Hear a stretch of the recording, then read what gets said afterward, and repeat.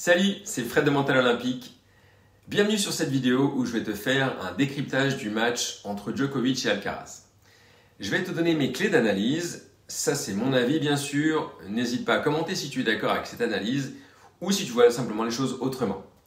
On va parler de gestion des émotions, de routine de concentration et surtout, selon moi, pourquoi et comment Djoko a donné une leçon de mental à Alcaraz.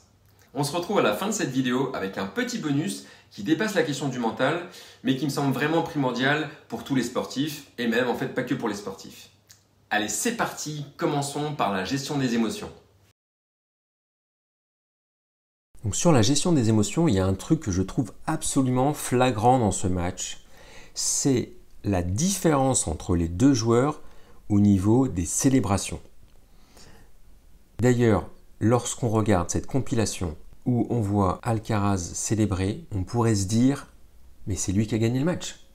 Parce qu'à l'inverse, Djoko n'a quasiment jamais célébré ses points.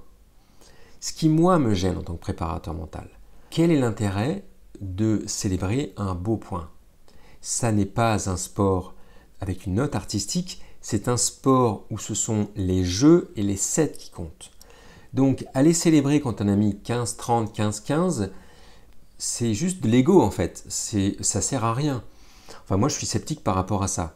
En préparation mentale, je recommande et j'aide les sportifs avec qui je travaille, les joueurs de tennis par exemple, mais dans d'autres sports, je leur recommande d'être prudents sur quand célébrer leurs points. Le cas typique d'Alcaraz, c'est qu'en fait, il célèbre des points qui ne sont pas du tout la conclusion d'un set ni d'un jeu. Il est en train de célébrer le fait d'avoir marqué un point à Djoko. Alors certes, là, dans cet exemple précis, on voit qu'il met un point, la construction du point, tactiquement, elle est magnifique, l'exécution, elle est géniale, mais à la fin, il n'a rien gagné qu'un point. Ce point magnifique qu'il a mis, oui, c'est magnifique, mais il a marqué qu'un point. Et le problème, c'est que le cerveau, il comprend cette énergie qu'on met dans la célébration. Il comprend en fait que c'est une joie, et en fait, le risque, c'est de se déconcentrer.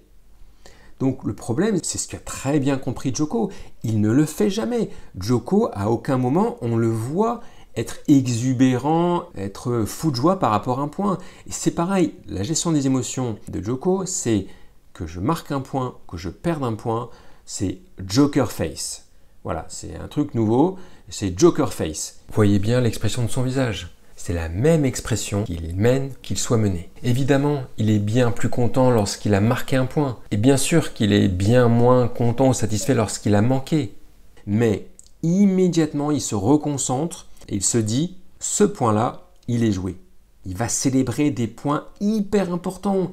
Il va célébrer lorsqu'il gagne un jeu, lorsqu'il gagne un set, et même des fois il ne le fait pas. Lorsque on est en train de célébrer, on est en train potentiellement de se déconcentrer. On est en train de dire au cerveau, on a fait le boulot. Quand il met un point à Djoko et qu'il célèbre avec une telle joie, il se dit à lui-même, je suis tellement content parce que j'ai marqué un point à Djokovic. Donc le travail de gestion mentale, il part de là. Djoko, lui, est très très prudent dans sa célébration. Là, il a gagné ce jeu-là. Et là, il est vraiment super content. Il explose sa joie, il vient de marquer ce jeu, il va s'asseoir pour le temps de pause, il va avoir le temps de digérer. La stratégie qu'il utilise pour gérer son émotion, elle est top. D'ailleurs, c'est un sans faute. La gestion des émotions qu'il a, elle est sans faute parce qu'il ne s'envoie pas des fausses informations. Donc là, effectivement, il est à 0,40 sur le service de Djoko, c'est génial, c'est très difficile et il a raison d'être content, mais stop. Il n'a pas gagné le jeu. Et la preuve, c'est qu'il ne va pas gagner ce jeu. Là, il va enchaîner 5 points perdus d'affilée.